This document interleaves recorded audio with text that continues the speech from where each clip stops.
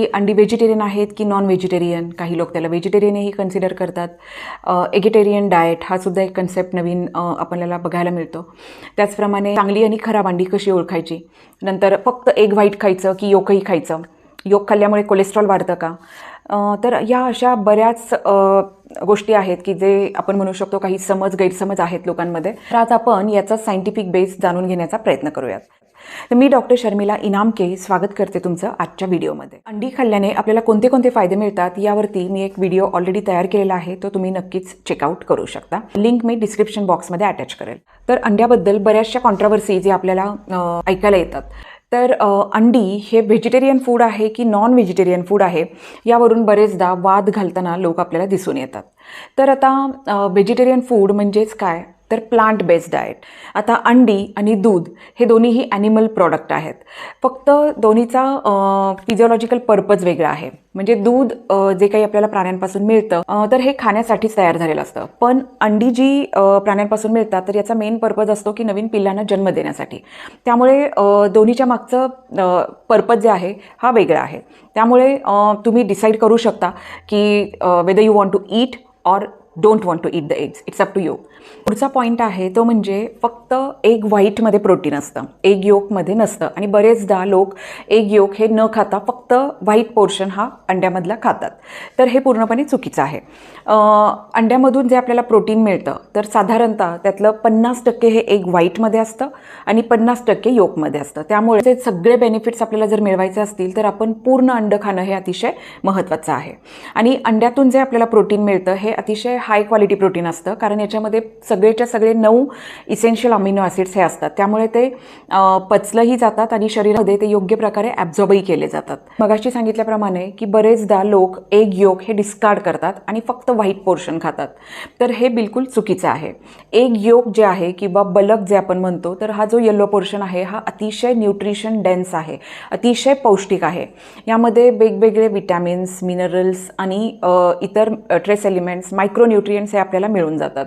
त्यामुळे आपण बिलकुलच एग योक हे डिस्कार्ड करता कामा नये. एग योकमधून आपल्याला iron, folate, vitamin A, D, E, K, vitamin B12, proteins, 50% protein अंड्यामधलं हे एग योकमध्ये असतं. त्याच्यामुळे हे अतिशय पौष्टिक आहे आणि हे आपण नक्कीच आपल्या आहारामध्ये समावेश केला पाहिजे. याचबरोबर एग योकमध्ये ल्युटीन आणि झियाझान्थिन तर हे 2 अँटीऑक्सिडंट्स असतात, ज्याच्यामुळे आपल्या डोळ्यांचं आरोग्य हे चांगलं राहतं, मॅक्युलर डिजनरेशन होत नाही, कॅटरॅक्ट होण्याची शक्यता कमी होते.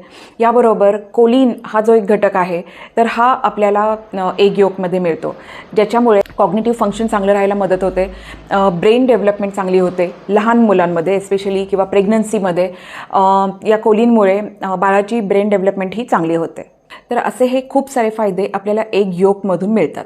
त्याच्यामुळे निश्चितपणेच आपण एग योक डिस्कार्ड न करता पूर्ण अंड हे आपल्या आहारामध्ये त्याचा समावेश केला पाहिजे. पुढचं आहे की बॉइल्ड एग चांगली की ऑमलेट चांगलं किंवा अंडा बुर्जी चांगली. आता हे अगदी सरळ आहे. बॉइल्ड एग म्हणजे ज्याच्यामध्ये आपल्याला तेलाचा वापर काही होत नाही, फक्त आपण ते पाण्यात शिजवून घेतो आहे. त्यामुळे निश्चितपणेच ते अतिशय पौष्टिक होतात ही अंडी. पण जेव्हा आपण बुर्जी करतो किंवा ऑमलेट करतो मग पुन्हा तेलाचा वापर त्याच्यात आला. पण तेही तुम्ही अजून न्यूट्रिशियस करू शकता जर तुम्ही त्याच्यामध्ये व्हेजिटेबल्स ॲड केले तर मग हेही प्रकार अजून न्यूट्रिशियस होऊ शकतात. पण तरीही ऑमलेट आणि बुर्जी यापेक्षा बॉइल्ड एग्स हे केव्हाही जास्त न्यूट्रिशियस आपण म्हणू शकतो. मग आता इतके सगळे जर फायदे आपल्याला अंड्यामधून मिळत आहेत तर मग आपण अंडी खूप खायला हवीत का? नाही. तर डेली 1 ते 2 अंडी खाणं हेच सफिशियंट आहे. जर तुम्ही जास्तीची अंडी खायला लागला तर त्याच्यामुळे इनडायजेशन होऊ शकतं, गॅसेस होऊ शकतात, पचनाचा त्रास होऊ शकतो. आणि लॉंग टर्ममध्ये एक सिंपल रूल आहे, अति तेथे माती. त्यामुळे कुठल्याही गोष्टीचा जर तुम्ही अतिरेक केला तर त्याचे आपल्याला साईड इफेक्ट्स हे जाणवणार आहेत. त्यामुळे जर तुम्ही रोज सकाळी ब्रेकफास्टमध्ये एका अंड्याचा समावेश केला तर तरीसुद्धा ते आरोग्यासाठी सफिशियंट आहे. आणि जर तुम्ही प्रोटीन्ससाठी फक्त जास्त अंडी खाण्याचा तुमचा विचार असेल तर त्याच्यासाठी फक्त नॉन व्हेजिटेरियन सोर्सेस आहेत असं नाही आहे. प्रोटीनसाठी लेबल सोर्सेसही खूप चांगले आपल्याकडे अवेलेबल आहेत, त्याचाही तुम्ही अंतर्भाव आपल्या आहारामध्ये करू शकता. लेबल सोर्सेस ऑफ प्रोटीन याबद्दल मी एक व्हिडिओ ऑलरेडी अपलोड केलेला आहे, तुम्ही तो वॉचआउट करू शकता. अजून एक समज आहे की जर कच्चं अंडं खाल्लं आपण तर ते आरोग्यासाठी जास्त पौष्टिक असतं, तर हे बिलकुल चुकीचं आहे. कच्चं अंडं जर आपण खाल्लं तर तर त्याच्यामधून आपल्याला इन्फेक्शन होण्याची शक्यताही जास्त राहते. त्यामुळे निश्चितपणे आपण कच्चं अंड न खाता बॉइल्ड एगच आपल्या आहारामध्ये इन्क्लूड केलं पाहिजे. आणि याशिवाय जर तुम्ही कच्चं अंड खाल्लं तर त्यातून जे काही प्रोटीन मिळणार आहे त्यातलं 50%च शरीरामध्ये ॲब्झॉर्ब होऊ शकतं. पण तेच जर तुम्ही बॉइल्ड एग खाल्लं, अंड उकडून खाल्लं, तर पूर्णपणे 100% 90 ते 100% प्रोटीन हे आपल्या शरीरामध्ये ॲब्झॉर्ब होतं. याच पद्धतीने जे काही विटॅमिन्स किंवा इतर मायक्रोन्यूट्रिएंट्स जे काही आपल्याला अंड्यातून मिळणार आहेत, हे जर तुम्ही बॉइल्ड एग करून खाल्लं तर ते पूर्णपणे शरीरामध्ये ॲब्झॉर्ब होणार आहे, शरीराला त्याचा फायदा मिळणार आहे. पण हे जर तुम्ही कच्चं अंड खाल्लं तर त्याच्यातून हे विटॅमिन्स किंवा जे काही मायक्रोन्यूट्रिएंट्स आहेत हे पूर्णपणे शरीरामध्ये ॲब्झॉर्ब होणार नाहीत. त्यामुळे तो सुद्धा एका पद्धतीने लॉस होणार आहे. त्यामुळे निश्चितच कच्चं अंड खाणं हे आरोग्यासाठी योग्य नाही. पुढचा पॉईंट आहे की अंड्यामध्ये खूप मोठ्या प्रमाणात कोलेस्ट्रॉल असतं. त्यामुळे आपलं कोलेस्ट्रॉल वाढतं, ओबेसिटी वाढते, हार्ट डिसिजेसची रिस्क वाढते. तर त्यामुळे आपण एस्पेशली बलक जे असतं अंड्यामधलं किंवा योग जे असतं ते खाणं चुकीचं आहे. पण ही थिअरी पूर्णपणे चुकीची आहे.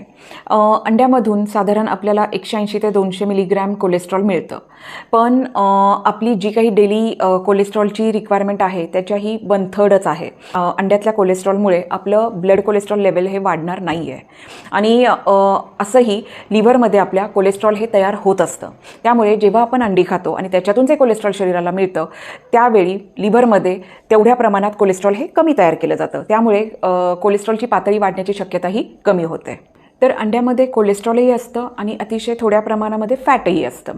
पण हे चांगल्या क्वालिटीचं असतं. आणि मेडिकल स्टडीजमधून हे प्रूव्ह झालेलं आहे, जर तुम्ही लिमिटेड पद्धतीने अंड्याचं सेवन केलं म्हणजे डेली 1 अंड, तर मग त्याचा हृदयविकाराशी किंवा वजन वाढण्याशी असा काहीही संबंध येत नाही. फक्त मेन मुद्दा हाच आहे की लिमिट हे असणं खूप महत्त्वाचं आहे. तर अंडी पौष्टिक आहेत किंवा तुम्हाला आवडत आहेत, त्यामुळे तुम्ही खूप अंडी जर खायला लागलात तर त्याचा निश्चितच वाईट परिणाम आपल्या शरीरावरती होणार आहे. अजून एक मिसकन्सेप्शन आहे की अंडी खाल्ल्यामुळे मग ओबेसिटी वाढण्याची शक्यता राहते किंवा त्यामुळे हार्ट डिसिजेसची शक्यता राहते.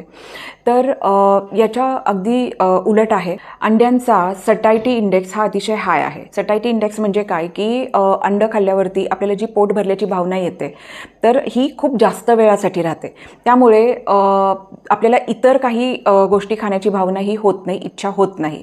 त्यामुळे निश्चितच एक्स्ट्रा कॅलरी इंटेक होत नाही आणि त्यामुळे वेट गेन होणार नाही. इनफॅक्ट वेट लॉस जर तुम्हाला करायचा असेल तर निश्चितपणे तुम्ही अंड्याचा समावेश आपल्या आहारामध्ये केला तर त्याचा तुम्हाला वेट मेंटेन ठेवायला सुद्धा तितकाच फायदा मिळू शकेल. अजून एक मिसकन्सेप्शन आहे ते म्हणजे ब्राऊन एग हे जास्त न्यूट्रिशियस असतं व्हाईट एगपेक्षा. तर असं बिलकुल नाही आहे. अंड पांढरं असो किंवा ब्राऊन असो त्याने त्याच्या न्यूट्रिशन व्हॅल्यूमध्ये काही फरक पडत नाही. बरेचदा असं बोललं जातं की देशी अंडी ही जास्त न्यूट्रिशियस असतात तर व्हाईट अंड्यांपेक्षा. पण सायंटिफिकली बघता असं दिसून येत नाही. दोन्हीमध्ये न्यूट्रिशन व्हॅल्यू ही सेम असते. अंड्याचा रंग म्हणजे ब्राऊन असेल किंवा व्हाईट असेल हा कोंबडीच्या रंगावरती थोडाफार अवलंबून राहू शकतो. किंवा ते अंड किती काळ उन्हामध्ये राहिलंय किंवा ती कोंबडी किती काळ उन्हामध्ये फिरते या सगळ्या गोष्टींवरती म्हणजे या एन्व्हायरमेंटल गोष्टींवरती सुद्धा अंड्यांचा कलर हा डिपेंड करतो. पण अंड्याच्या कलरमुळे त्याच्या न्यूट्रिशन व्हॅल्यूमध्ये फरक बिलकुल पडत नाही. अजून एक असं बोललं जातं की अंडी ही 10 दिवसाच्या आतच खाल्ली पाहिजेत. सायंटिफिकली बघता हे बरोबर आहे. अंडी आपण जेवढी फ्रेश खाऊ तेवढी चांगली. जर आपण खूप दिवसांपासून ठेवलेली अंडी जर खाल्ली तर त्याच्यामुळे आपल्याला निश्चितच त्रास होऊ शकतो. आता अंडी चांगली आहेत का खराब आहेत हे आपण कसं ओळखणार, तर त्याच्यासाठी एक डीप टेस्ट किंवा फ्लोट टेस्ट जे म्हणतात ती केली जाते. याच्यामध्ये एका ग्लासमध्ये पाणी घेऊन त्यामध्ये जे काही अंडं आहे आपल्याकडे ते खाली ठेवलं जातं. जर त्याच्यामध्ये इन्फेक्शन असेल किंवा त्याच्यामुळे गॅस पॉकेट एअर पॉकेट तयार झालं असेल तर ते अंडं वरती तरंगत येईल. तर असं वरती तरंगणारं अंडं हे खाणं आरोग्यासाठी चांगलं नाही. पण जी अंडी खाली तळाला जाऊन बसतात आणि पूर्णपणे आडवी असतात तर ही अंडी चांगली असतात. इवन जी अंडी खाली तळाला आहेत पण थोडंसं त्याचा टोकदार भाग हा वरती आहे अशी सुद्धा अंडी खायला आरोग्याच्या दृष्टीने काहीही हानी नसते. त्याच्यामुळे जी अंडी तळाला बसलेली आहेत ही अंडी तुम्ही नक्कीच खाऊ शकता. पण जी अंडी वरती तरंगत आहेत ही अंडी खाणं टाळलेलं केव्हाही चांगलं. बाहेर ठेवलेल्या अंड्यापेक्षा जर तुम्ही फ्रीजमध्ये अंडी ठेवली तर त्याचं शेल्फ लाईफ वाढतं का, तर हो. असं म्हणलं जातं की अंड्याचा जो शेल्फ लाईफ आहे हा 10 दिवसांचा आहे. म्हणजे कोंबडीने अंडं घातल्यापासून 10 दिवसांच्या आत ते कन्झ्युम केलं पाहिजे, खाल्लं पाहिजे. पण जर तुम्ही अंडी फ्रीजमध्ये ठेवत असाल तर त्याचा शेल्फ लाईफ हा अजून एक 10 दिवसांनी वाढू शकतो. म्हणजे एक 3 आठवड्यांपर्यंत तुम्ही ते चांगल्या पद्धतीने स्टोअर करून फ्रीजमध्ये खाऊ शकता. आणि अशी ही जी वरती फ्लोट होणारी अंडी जी आहेत तर याच्यावरूनही आपल्याला कळू शकतं की याच्यामध्ये एअर कंटेंट वाढलेलं आहे म्हणून ती फ्लोट करतायत.